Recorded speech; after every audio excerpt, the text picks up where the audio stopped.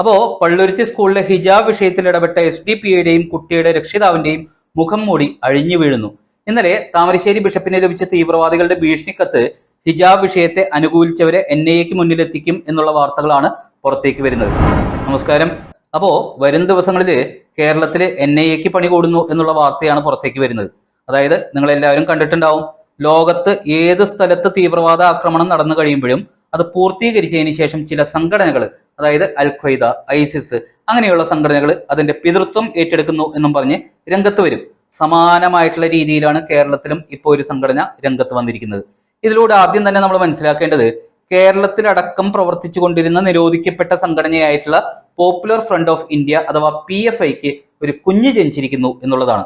അതായത് പള്ളുരുത്തിയിലുള്ള സെന്റ് റീത്ത സ്കൂളിൽ നടന്ന ഹിജാബ് വിഷയം ആസൂത്രിതമായിരുന്നു. അത് ആസൂത്രണം ചെയ്തത് IDFI എന്ന് പറയുന്ന സംഘടനയായിരുന്നു.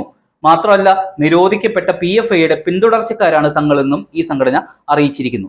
ഒപ്പം ഈ സംഘടനയുടെ ഫുൾ ഫോം കൂടി നിങ്ങൾ അറിയണം. അതായത് Islamic defence force of India, അതാണ് സംഘടനയുടെ പൂർണ്ണ രൂപം. ഞാൻ ഈ പറഞ്ഞ ഇത്രയും കാര്യങ്ങളൊക്കെ സൂചിപ്പിച്ചുകൊണ്ട് താമരശ്ശേരി ബിഷപ്പിനാണ് ഈ ഒരു സംഘടന കത്തയച്ചിരിക്കുന്നത്. ഇതിനെ ബിഷപ്പിന് അയച്ച കത്ത് എന്ന് പറയുന്നതിനേക്കാളും കേരളത്തിലെ ക്രൈസ്തവ സമൂഹത്തിനും ഹൈന്ദവ സമൂഹത്തിനുമുള്ള ഒരു ഭീഷണി എന്ന് പറയുന്നതായിരിക്കും ശരി. കത്തില് വേറെയും കുറെ കാര്യങ്ങൾ പറയുന്നുണ്ട് കേട്ടോ. കേരളത്തിലെ ചില പ്രത്യേക കാര്യങ്ങൾക്ക് മാത്രം ഫേമസ് ആയിട്ടുള്ള ഈരാറ്റുപേട്ടയെന്ന് അബ്ദുൾ റഷീദ് എന്ന് പറയുന്ന ആള് സ്വന്തം കൈപ്പടയിൽ തയ്യാറാക്കിയ കത്താണ് ബിഷപ്പ് ഹൗസിലേക്ക് എത്തിയിരിക്കുന്നത്.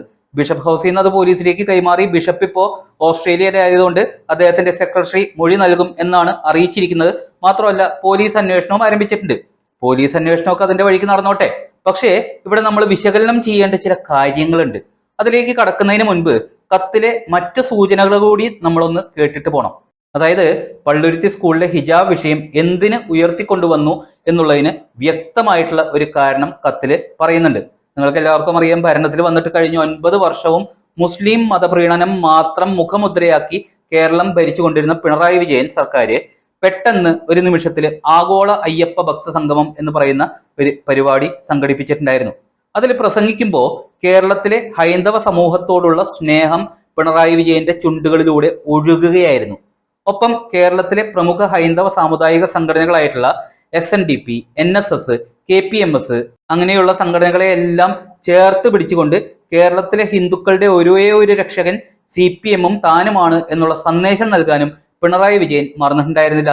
അതിന്റെ പശ്ചാത്തലത്തില് എത്ര വർഗീയവാദം പറഞ്ഞാലും എത്ര തീവ്രവാദ അനുകൂല നിലപാടെടുത്താലും പിണറായി വിജയൻ സർക്കാർ മുസ്ലിങ്ങൾക്ക് അനുകൂലമായിട്ടുള്ള നിലപാടെടുത്തുകൊണ്ട് കൂടെ നിൽക്കുമോ എന്നറിയുന്നതിനുള്ള ടെസ്റ്റ് ഡോസ് ആയിരുന്നു ഈ ഹിജാബ് വിഷയം ഉയർത്തിക്കൊണ്ടുവരുന്നതിന് പിന്നിൽ എന്നും കത്തില് വ്യക്തമായിട്ട് സൂചിപ്പിക്കുന്നുണ്ട്. ഞാൻ ഇതിനു മുൻപ് 2011 മുതൽ 2023 വരെയുള്ള ജനന മരണ കണക്കുകൾ മാത്രം എടുത്താൽ തന്നെ കേരളത്തില് മുസ്ലിം ജനസംഖ്യ 40% മുകളിലായി എന്നുള്ള ഒരു വീഡിയോ ചെയ്തിട്ടുണ്ടായിരുന്നു. അതിനെ സാധൂകരിക്കുന്ന ഒരു കണക്കും ഈ കത്തിൽ തീവ്രവാദികൾ സൂചിപ്പിക്കുന്നുണ്ട്. അതായത് കേരളത്തിലെ റവന്യൂ വരുമാനത്തിന്റെ 90% നൽകുന്നത് മുസ്ലിം സമുദായത്തിലുള്ളവരാണ്. അതുകൊണ്ട് 70% ആനുകൂല്യങ്ങളും മുസ്ലിം വിഭാഗത്തിന് തന്നെ ലഭിക്കണം എന്നും കേരള സർക്കാരിന്റെ ആനുകൂല്യങ്ങൾ പറ്റുന്ന SNDP ക്രൈസ്തവ മാനേജ്മെന്റ് സ്കൂളുകൾ എല്ലാം മുസ്ലിങ്ങളുടെ എച്ചിൽ ഭക്ഷിക്കുന്ന തെരുവ് നായ്ക്കളാണ് എന്നും കത്തിൽ പറയുന്നുണ്ട്. ഒപ്പം കൊലവിളിയും കത്തിലുണ്ട്. അതായത് വിവിധ മേഖലകളിൽ പ്രവർത്തിക്കുന്ന ക്രിസ്ത്യൻ സ്ഥാപനങ്ങൾ അനാശാസ്യ കേന്ദ്രങ്ങളാണെന്നും ജൂതർ, ക്രൈസ്തവർ, RSSകാര് എന്നിവരൊക്കെ നശിപ്പിക്കപ്പെടേണ്ടവരാണ് എന്നും കത്തിൽ പറയുന്നുണ്ട്. അതായത് കൊല്ലും എന്ന് തന്നെ അവർ പറഞ്ഞിരിക്കുന്നു. സ്കൂളുകളിൽ ബാങ്ക് വിളിക്കാനും നിസ്കരിക്കാനും മതവസ്ത്രം ധരിക്കാനുമുള്ള സൗകര്യം ഒരുക്കണമെന്നും കത്തിലൂടെ ഇവര് വ്യക്തമായിട്ട് ആവശ്യപ്പെടുന്നുണ്ട്. താമരശ്ശേരി പോലീസ് ഈ വിഷയത്തിൽ കേസ് എടുത്തിട്ടുണ്ട് എന്നുണ്ടെങ്കിലും ഭീഷണിപ്പെടുത്തൽ, സമൂഹത്തിൽ കലാപമുണ്ടാക്കൽ എന്നീ വകുപ്പുകൾ ചുമത്തിയിട്ടുണ്ട് എന്നുണ്ടെങ്കിലും ഇത് NIA അന്വേഷിക്കേണ്ട വിഷയമാണ് എന്നുള്ളതാണ് സത്യാവസ്ഥ. അതുണ്ടാവും എന്നുള്ള സൂചനകൾ തന്നെയാണ് പുറത്തേക്ക് വരുന്നത്. അങ്ങനെയാണെങ്കിൽ പിണറായി വിജയന്റെ കേരള പോലീസ് അന്വേഷിക്കുന്ന പോലെ ആയിരിക്കില്ല അന്വേഷണം എന്നുള്ളത് കൊണ്ട് നമുക്ക് ആശ്വസിക്കാം. കാരണം സെന്റ് റീത്ത സ്കൂളിൽ പ്രശ്നം ആരംഭിച്ചപ്പോൾ തന്നെ NIA ഇത് ഗൗരവമായിട്ട് തന്നെ നിരീക്ഷിക്കുന്നുണ്ടായിരുന്നു. അതുകൊണ്ട് തന്നെ ഇപ്പൊ പുറത്തു വന്നിരിക്കുന്ന ഈ ഭീഷണിക്കത്തും സ്കൂളില് വിഷയം ഉയർന്നു വന്നപ്പോൾ സ്കൂളിലേക്ക് ഇരച്ചു കയറിയ SDP-യുടെ തൃപ്പൂണിത്തറ മണ്ഡലം ഭാരവാഹിയും കുട്ടിയുടെ രക്ഷിതാവും അടങ്ങുന്ന വർഗീയവാദികളുടെ പ്രകടനവും കോടതിയിലെ കേസ് പിൻവലിച്ച് നന്മമരമായതിനു ശേഷം ഫേസ്ബുക്കിലൂടെ മുസ്ലിങ്ങളിൽ മതവികാരം ജനിപ്പിക്കുന്ന രീതിയിൽ വീണ്ടും ഹിജാബിന് വേണ്ടി വാദിച്ചുകൊണ്ടുള്ള പോസ്റ്റും തന്റെ അധികാര പരിധിയിൽ പെട്ടതല്ല എന്നറിഞ്ഞിട്ടും വിദ്യാഭ്യാസ മന്ത്രി തിടുക്കത്തിൽ ഈ വിഷയത്തിൽ ഇടപെട്ട് മുസ്ലിങ്ങൾക്ക് അനുകൂലമായ നിലപാട് കോടതിയിൽ അടക്കം സ്വീകരിച്ച് വർഗീയ വിദ്വേഷം ആളിക്കത്തിക്കാൻ ശ്രമിച്ചതുമായിട്ടുള്ള സംഭവങ്ങളൊക്കെ ചേർത്ത് വായിക്കും. അതോടെ എല്ലാവരും പെടും എന്നുള്ളത് ഉറപ്പാണ്. ഇതിനോടൊപ്പം നമ്മൾ മനസ്സിലാക്കേണ്ടത് ഇവര് കേരളത്തിലെ ഇടത് വലത് രാഷ്ട്രീയ പാർട്ടികളുമായിട്ട് പലതവണ ചർച്ചകൾ നടത്തിയിട്ടുണ്ടെന്നും ഇവരുടെ ആവശ്യങ്ങൾ ഈ പറയുന്ന രാഷ്ട്രീയ പാർട്ടികൾ തത്വത്തിൽ അംഗീകരിച്ചിട്ടുള്ളതാണ് എന്നും അഹങ്കാരത്തോടുകൂടി ഈ കത്തിൽ പറയുന്നുണ്ട്.